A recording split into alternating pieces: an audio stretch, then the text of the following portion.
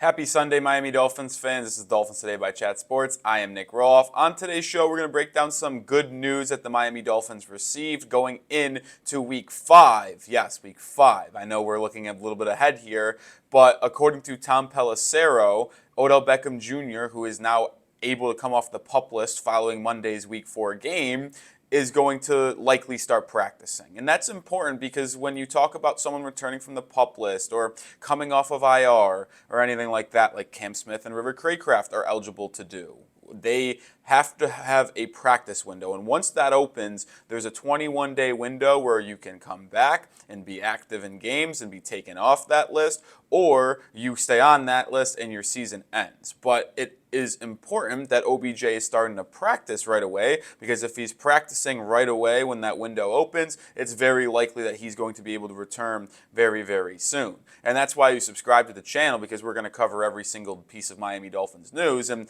when OBJ is eligible to return, we'll have that update officially, and then Cam Smith, River Craycraft as well. So hit that sub button for all Miami Dolphins news.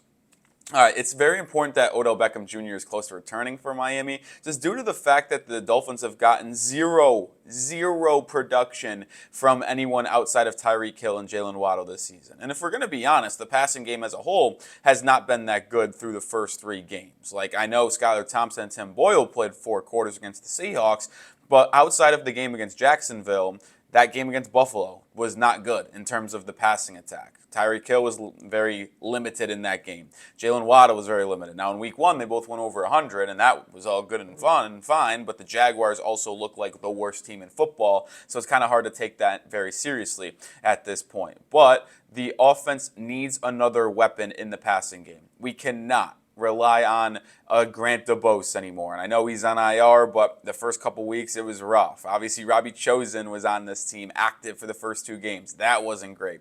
Braxton Berrios has been absolutely horrific throughout this season. Now, Malik Washington is likely going to make his debut for the Miami Dolphins. He's questionable for this game on Monday, but this would be the 4th game he'd missed this year. If they thought he was going to miss 4 games, I think they would have just put him on IR. So I would expect Malik Washington to be active. That is my guess and assumption. I don't know if that's going to be accurate or not, but I'm just off assuming that if he was going to miss this game, they should have just placed him on IR and had an open roster spot. But we'll see if Malik Washington is active, because they do need a 3rd guy. Berrios has been terrible. Malik hasn't played. And then they've been relying on these guys that have not really been productive whatsoever. So the fact that OBJ, the person that they signed 1 week after the NFL draft, someone who's historically good, had 500 yards last season, was one of the top catchers for Baltimore, like, this is going to be massive for whoever's playing quarterback. Obviously, Tyler Huntley's the starting quarterback in Week 4 against the Titans, but for Week 5, for Week 7, until Tua is eligible to return in Week 8 against Arizona, it is important to have a 3rd wide receiver that we can trust out there, and Odell Beckham Jr. is very close to returning. This is terrific news for Miami.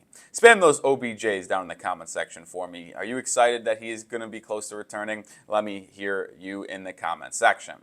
All right, some other news I want to touch on before Week 4 here kicks off on Sunday, but also for the Dolphins game on Monday night. I want to go over the final injury report for the Dolphins in this one. Excuse me if I'm looking down. I just want to make sure I have it. Terron and Armstead, Kendall Fuller are both out for this game, already confirmed. We talked about that on yesterday's video, as well as the news with Tyler Huntley. Why you subscribe. But they're still in concussion protocol, so they are out. So Miami will have to turn their head to Ethan Bonner, Storm Duck, Saran Neal. Maybe Nick Needham gets elevated for this game off the Dolphins practice squad to fill that void that Kendall Fuller leaves, since he is out with a concussion. Terron Armstead is also out in this game with the concussion protocol. And I am curious to see where Miami goes in terms of who starts at left tackle, because you're still going to get the same starting group outside of Terron Armstead. You're still going to get Austin Jackson on the right side. You're going to get Liam Eichenberg, Aaron Brewer, Robert Jones, in all likelihood at left guard. But who starts at left tackle? Will it be Kendall Lamb, the veteran swing tackle who has filled in for Terron Armstead every time he's left a game, which has happened already twice this year against Buffalo and against Seattle? Or will it be the rookie Patrick Paul, who Miami drafted in the second round of this year's NFL draft? A lot of talent, a lot of potential with him, but will he get the nod at starting left tackle? I think it would be fun to see what the rookie has to offer against a Titans team that has not been that good and might be missing their best defensive player, which we'll talk about in just a second as well. But I'm curious to see which direction they go in. Will it be the rookie or will it be Kendall? But either way, Terron Armstead is out. Will likely also be without David Long Jr., the linebacker and former Tennessee Titan, captain of this defense, calls the signals, leader. He is doubtful for this game with a hamstring injury. It's a big-time bummer, but this is why it's good to have the depth Miami has at linebacker. Like, having Anthony Walker Jr. just be able to step up and be that starting linebacker alongside Jordan Brooks in this Anthony Weaver defense is a luxury that most teams don't have. Most teams have one, maybe two decent linebackers. The fact that Miami has three is terrific, and I've said this in the preseason and the offseason, the depth of this linebacker group will be on display this season, and you're going to see it for the first time this week. I'm excited to see Anthony Walker Jr., one of the best coverage linebackers in football. He's got good speed, can range sideline to sideline, and it would not shock me if he makes a big-time play in this game. Will Levis leads the NFL in turnovers heading into week 4 with 5 interceptions, 3 fumbles, 8 total. Wouldn't surprise me one bit if Anthony Walker Jr. picked off Will Levis in this game when he's targeting someone over the middle of the football field. Other designations going into this game, we mentioned Malik Washington being questionable. Raheem Mostert's questionable with a chest injury. Head coach Mike McDaniel said that he's fighting like heck to try to get into this game.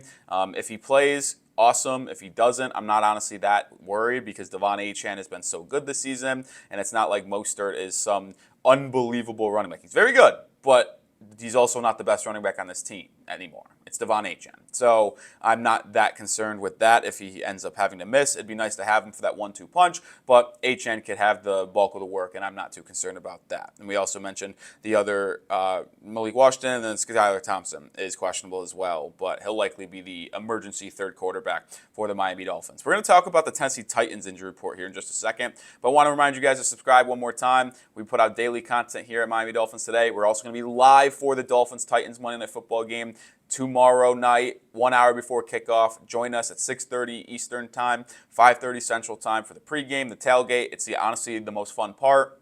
We get hyped for the game and then stick around for the full game as we do live play-by-play commentary and analysis of every Dolphins football game, so subscribe for that.